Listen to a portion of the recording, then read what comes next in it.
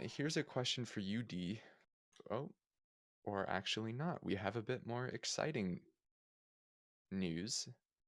That is Flight 6 booster being prepared to go on to the orbital launch mount. We did speculate a little bit beforehand. It was like, is this going to happen right when they're trying to launch? Ooh. Yeah, just what, a week, not even a week and a half since the last flight of Starship with the catch. They are already getting a booster on the orbital launch mount 9 days after Flight 5. It's so cool to see, and it's hard to understand the scale of these boosters and the orbital launch mount, the tower out there, until you go and see it. Picketing And outside even Kaiser's still, Medical Center like, on Sunset it looks Boulevard in massive, Hollywood, and then you see psychiatric someone social next to worker it, and Likia it's Pacheco said even she sees larger 10 to than 18 you patients a thought it day was. and doesn't have enough time to So manage the charts and fact that follow we up with are, clients. It's hard to balance what, this 9 days, you lifestyle. said, I care to after give quality they care, caught and a it's very hard booster, to do so at and they're Kaiser. already lifting Pacheco another and one her onto that colleagues say they pad. need 7 hours a They've week for made duties outside of back. so many improvements in the last year and a bit. Like, we all know after Flight 1 how the pad looked, and the fact that they're already getting another booster on this thing. They've made a lot of improvements in that time, and it's so cool to see. I'd say it's also incredible they're using the same chopsticks. Like there was so little damage that in a week they were able to use the same lifting mechanism to lift another booster onto the launch pad, and so their turnaround on that is just incredibly quick. Despite it being an entirely new like thing of having caught a booster, they were able to go through and look at it and be like, "Yeah, it's good, and we can lift another booster." It's crazy. I know when I was there, Yeah, they were like doing some coding on the base of the tower, and they were doing a little bit of work, but to my eyes, nothing like they weren't doing any sort of major changes. Of course, like you'll you'll get all those updates in the Starbase update and the dailies and all that, but it's really cool to see. yeah, no kidding. Yeah, so Flight 6, I guess the question that we know chat's going to be asking is when? So, D, with how well Flight 5 went, I mean, they basically met every single one of the goals that they set. When do you think Flight 6 is going to launch, and what do you think the mission profile is going to be? I would expect it to be similar to Flight 5. I mean, they might have some really minor differences, of course. They like to improve, but I wouldn't. They got approval for, like, we know that it's a slightly different profile, but we don't know exactly what. And then, as far as time frame, I would be surprised if it wasn't by the end of the year. And I would expect it to be soon. Like, do I hop in my car and drive that way? No, but I don't think it'll be long at all until we see Flight 6. Do you think November is possible? Yes. That's exciting. That's like at most a month and a half turnaround time between launches for a vehicle this big after only 5 flights. That's kind of, as Jack texted me, it's cuckoo bonky bananers. Did he actually text you that specifically? That is exactly what he texted me in all caps. Wow. I have to agree that it is cuckoo, bonky, bananas, whatever that was. That Bananers. I'd have to agree as well that it is incredible that they're able to just well, not reuse, but like they're able to turn around the pad that quick. I mean, it's incredible when we see this thing start to have an even faster launch cadence. That's going to be crazy. Yeah, just for context, the fastest turnaround of OOPA to date was actually between flights 3 and 4 at 83 days, 23 hours, and 25 minutes. So if they can get that down to what, a month and a half, that's just at most, again, that's about half of the fastest turnaround time so far. So uh, exciting.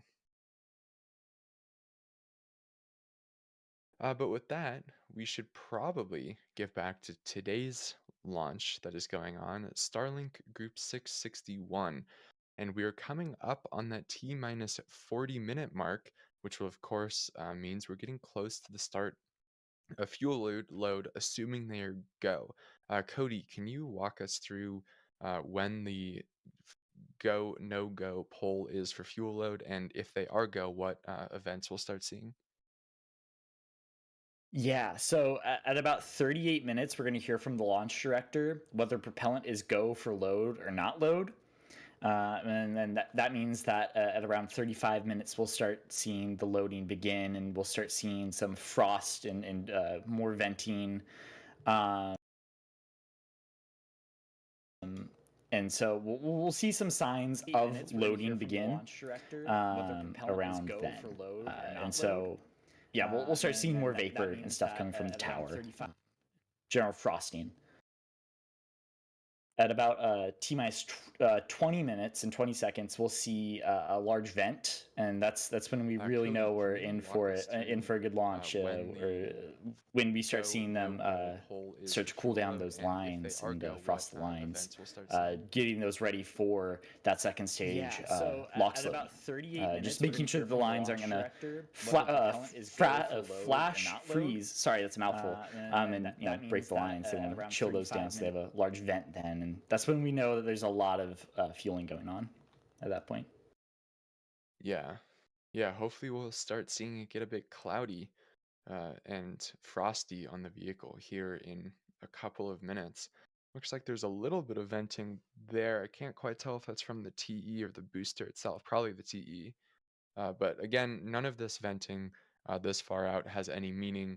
Uh, it doesn't start having meaning until they get into that fuel load. Yeah, it's always really exciting when we start to get to the 38-minute mark when you get the go no go from the launch director for propellant load. That's when, in my mind, when things really start to build up, and then of course, like you said, the frost starts to form, and then that 20-minute vent is a great sign. Yeah, no kidding. With that, D, there is a question in chat specifically for you from Top Banana 48. Maybe that's one of Jack's alts based on what he texted me. Saying, D, glad you didn't have to rush back to Florida. How was your extra time in Texas? It was absolutely lovely. Thank you so much for that question. You know, I had a great time hanging out with Max and Jack and Mary, and Dan was there as well. He left a little bit sooner than the rest of us, and Caesar, and like such a great time. Like just getting to hang out and see it. We got to see a booster rollback of a launched booster, which I mean that's so cool to see. And of note, it is T minus 37 minutes and 45 seconds. So that would be when the launch director would verify go for propellant load. So we'll have to keep an eye out to see about that. But yeah, I had such a great time in Texas, a little bit of a longer, more relaxed trip. Although Max and I got out there and it was immediately in full work mode to get everything ready for launch. Uh, and it was just honestly a wild time setting up cameras, working through all of that, and then preparing everything for the stream. And I was not expecting a launch and catch on that first day so successfully. And so we were just exhausted and we got some rest after they caught that booster, which was really nice because they caught the booster. They had to safe it. They had all this stuff that they had to do. So we got an extra day of rest before we went, picked up our remote cameras, got a ton of other work done there. I am being reminded by Jack that he made me pancakes. I was just about Yes, to ask how they were. the pancakes were wonderful. There were one day he made pancakes with a little bit too much milk, and so they were very flat. But those were wonderful. And then we also had pancakes that he made that were properly mixed. And he also made bacon that he did not burn, I will add. First, I may or may not have burnt some bacon yesterday. But so we were just it is at the 35-minute, 50-second mark, so now we really have to keep an eye out on the booster, see if we can catch any venting coming up here. So we Yeah, rest generally it's the our remote cameras, race got a between ton of us other and work SpaceX done of whether there. we see I am being Frost reminded form by Jack first or that we he get the made me post from pancakes. SpaceX saying they are Just have started fuel load on for tonight's launch. the But pancakes were like I wonderful. mentioned There earlier, were there are one additional day backup he made opportunities pancakes today with if a they little bit too choose much to not milk, go to this and so they were in this very window. flat. There But are those were opportunities wonderful. And available then we until also had 9:16 pancakes that he p.m. made that Eastern, which were is about half an properly hour mixed. more room that And they he have. also made And then in bacon the that event that he they do did not not go at burn, all I today, will add. there are I may or may additional not have launch burnt some bacon opportunities yesterday. tomorrow, starting at 5:47 But p.m. so we were Eastern. it And I is believe the at the weather is just about as good 35-minute, tomorrow. 50-second mark, so now we really Yeah, I actually do want to correct. I was reading the previous launch mission execution forecast when I was talking earlier. Yeah, So my generally numbers it's were the ever so slightly off. race between us and In SpaceX actuality, of both whether we see today and Frost tomorrow form first are a or we get the 20% post from chance of SpaceX saying they violation. are And then have started booster fuel recovery load on weather, while or have today it is low to moderate. Tomorrow it would just be low. So weather does improve marginally if they have a 24-hour slip to tomorrow. Sorry about getting that wrong last time. no worries. For all intents and purposes, it was the same. That said, while we wait for some signs of if fuel load has began, I want to cover some of your guys' support. Rick gifted 5 Red Team memberships, as did BK Snyder. If you got one of those, please make sure you thank them as always.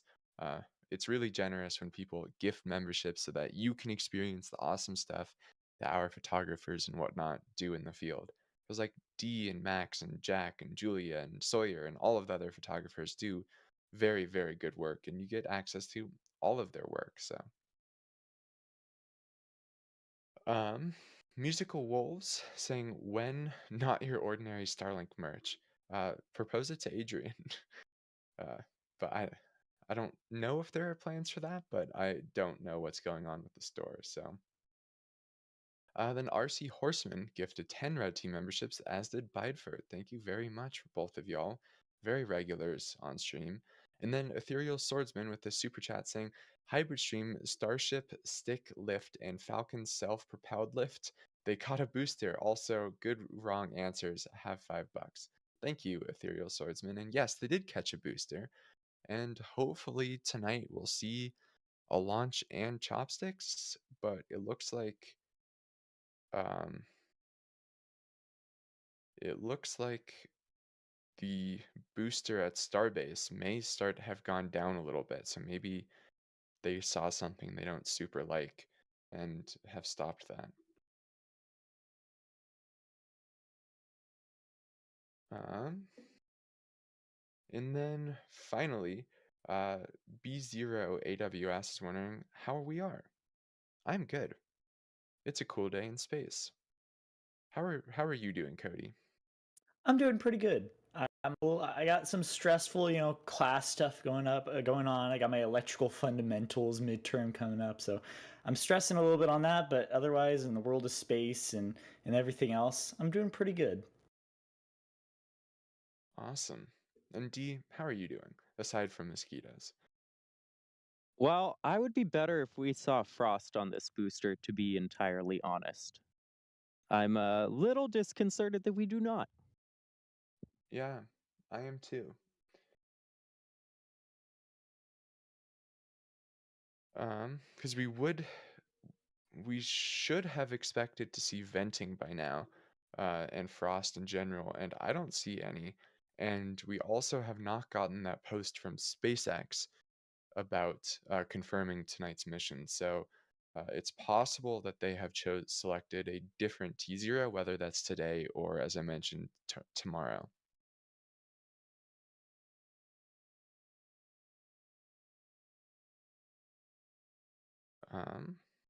While we continue to wait for official information, let's perhaps, can we bring up some of the Starbase's views, Carson? Check in what's happening to SpaceX's other rocket program?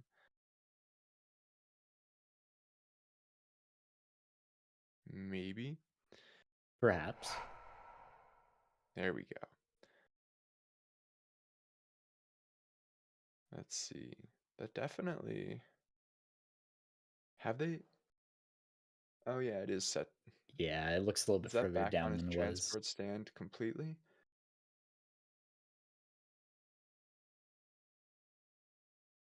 And I that would can't be a quite bummer if see. they. Yeah.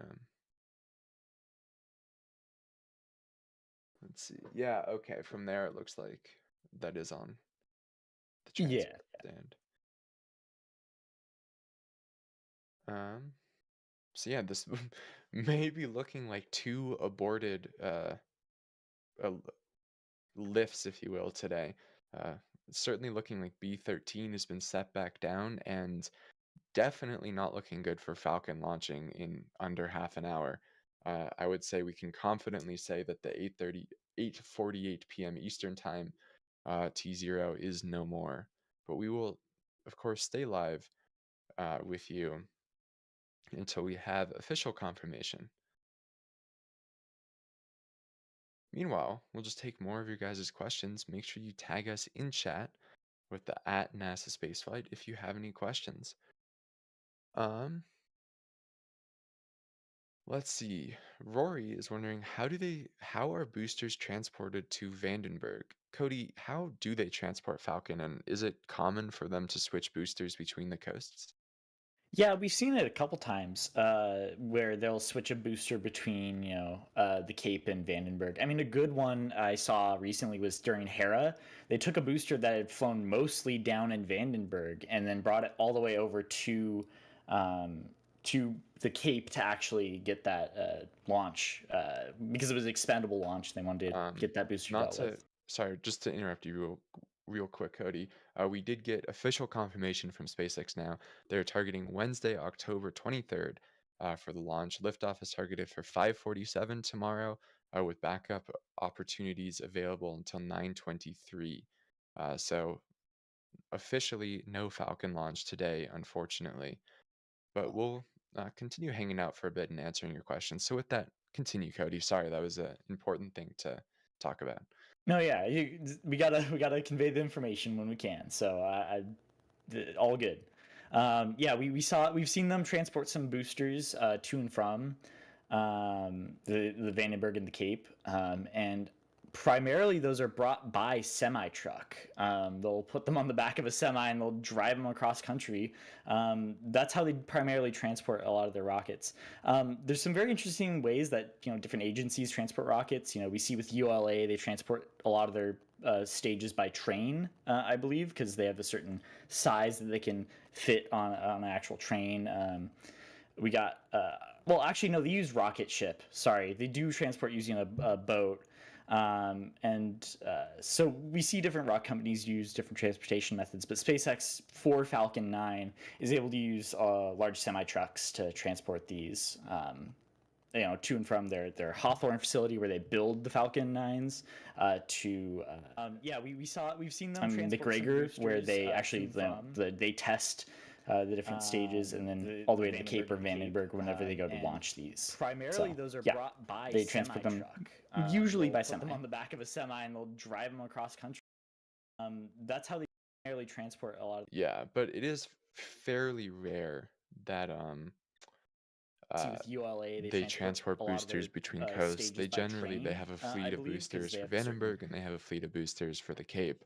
And of course, they every now and then will shuffle a booster around, especially like Cody was saying, if it's for an expendable launch. Else, um, uh, else they don't want to transport them more than they absolutely have to. right. Yeah. It's probably not a great idea to take a big expensive booster and be constantly driving it around the U.S. You know, it probably adds some cost to operations there. It's better to just reuse a booster that's at the same coast and keep a fleet at one and keep a fleet at the other launch site. So yeah.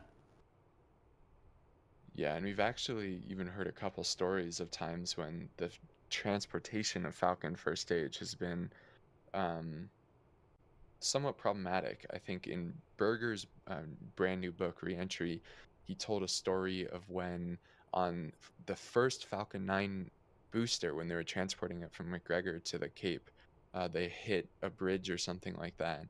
And then there was another incident like that a couple, I don't know, maybe it was a year or two ago, when I believe it was a booster that was for a NASA crew mission, hit a bridge and they had to do a few replacements and whatnot. So Oh, both Yeah, boosters in I there. saw that bridge. And keep a fleet at one and boosters yeah, being lifted again launch site. So yeah. that's what we want to see. Yeah, and seems like they had a few problems initially with this booster lift, but looking good now.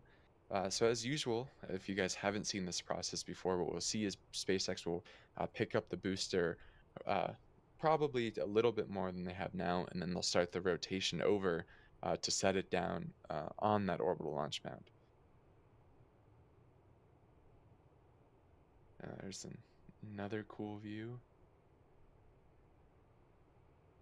Alex in the back channel saying B1077 for Crew 5 is what I was talking about, and the impact scratch is still there, which is kind of funny.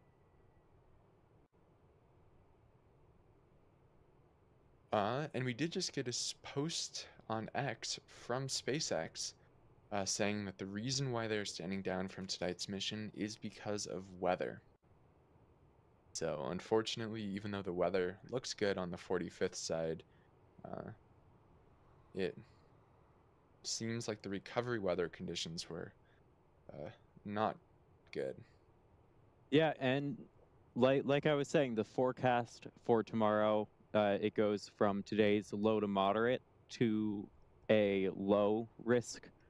So hopefully, with that weather improving, we will get a Falcon 9 launch tomorrow. But right now, we've got a booster in the air, which is so cool to see.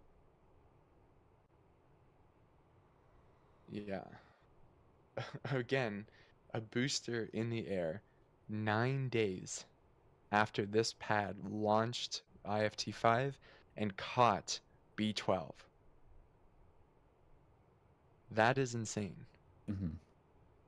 I went down there for Flight 5. It was the first ever rocket launch I saw, and it was incredible seeing that in person, seeing the booster get caught there. It was a very surreal moment in my life that I won't forget ever. I mean, just seeing that thing get caught, amazing.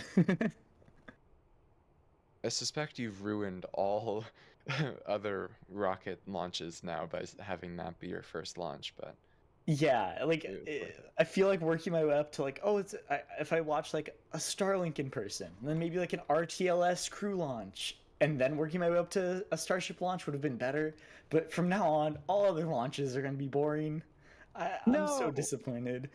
I, Well, not I, boring, not boring, but I will say my first ever launch I saw up close in person was Crew Dragon in flight abort. And that was an oh exciting wow. launch. And even still, every launch is special. Every mission it has its own special thing, whether it's the time of day, the light, anything like that. Even the sound, depending on the distance you are, smaller rockets can be louder. They have a different characteristic to the engines. Like there's so much that makes every launch special. But I will say, it is buggy out here in the field. So I will be leaving you all to cover this booster lift. Yeah, well, Dee, thank you very much for being on and dealing with those mosquitoes, and thank you to Max as well.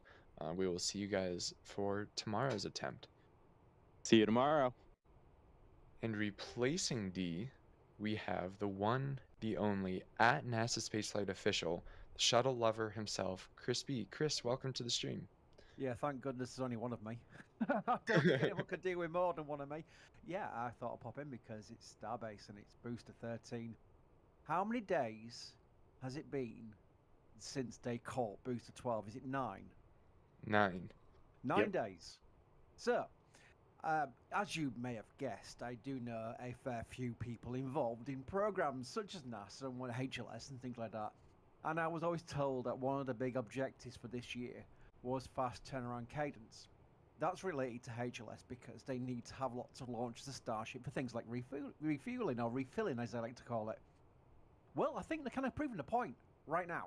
We're seeing the orbital launch mount in a good condition after not just a launch but also the catch. Let's face it, the engines are firing during a catch, so that's probably potentially more damage to the orbital launch mount if you're considering the potential issues they could have with such a thing. And yet, look what's happening. 9 days. We've got Booster 13 going onto the orbital launch mount. The scaffolding is still there, which is interesting. So I don't know if we're going to get a static fire tomorrow or Thursday. It might not take them long to take the scaffolding down. I would suspect the scaffolding will come down if they are going to go for a static fire test. But either ways, this is a real fast turnaround. This is SpaceX Flex, if we can say that, for the turnaround. I'd call it a Yeah, I mean, I SpaceX think Flex. it's like unheard of to have this level of cadence in any program really except for Falcon, let alone for after 5 flights and you know, having this all be built out in the middle of the desert or in the middle of a swamp, whatever you want to call that biome. uh it's just crazy how quickly they've gotten to this point. Yeah, apparently I'm quiet. It's either that or my voice. I did go to the round ball this evening, UK time, and I may have kind of hurt my voice a little bit with the fact that we keep winning games. So that's happy, Chris. Yeah. So I don't know if Carson's wants to turn me up because that sounds wrong, doesn't it? Because I also sounding wrong. I never change my knobs, so I'm always on the same settings. So there we go. A bit of a bit of blue for the older people there. The Raptors, by the way. This would be interesting. If we can get some zoomies, we have cameras such as potentially some cameras that may be able to zoom right in on the engines. They will be wearing booties, but we might get some numbers. I know people are always fascinated by the engine numbers of the Raptors that are on the boosters, so any potential close-up enhances, as we call it, will be great. Yeah, because we saw engine 314, right? And the special pie on it. It'd be cool to see another little something for a special number on there. That's right, 314. And this is also quite interesting because we did see some BQD tests, and ironically, that is something they tend to do when they hook up the booster for at least cryoproofing. Now, they don't need to do cryoproofing. They did that at masses. This is the fascinating thing about the flows now with boosters, is the flow at the orbital launch mount is either spin prime, pre-burner, don't even do pre-burners anymore, they do spin prime, or they do static fire test. So really, when you get into this kind of configuration, you can start looking out for an overpressure notice, which I'm sure Mary will make us aware of if there is going to be one. And that will be basically the notice to say we're going to go for a static fire attempt. And that's how you know, because the overpressure notice is in case of an anomaly where it could at least rattle windows in Boca Chica Village. And that's not something they want to do. It hasn't happened back during at least the booster campaign, test campaigns, but they have previously had some RUDs where, was it SN? Chat, remind me, which one was the one that went boom quite dramatically? SM5? No, it wasn't SM5. SM5 launched. SM4? Yes, that'll be it. There we go. So that was the one where you could see the power that can be produced from a RUD at the pad and how it could affect from a large distance as well. So this is going to be interesting to see. The drone is up as well. You've been out riding fences for so long now. Obviously, there was today's closure for the rollout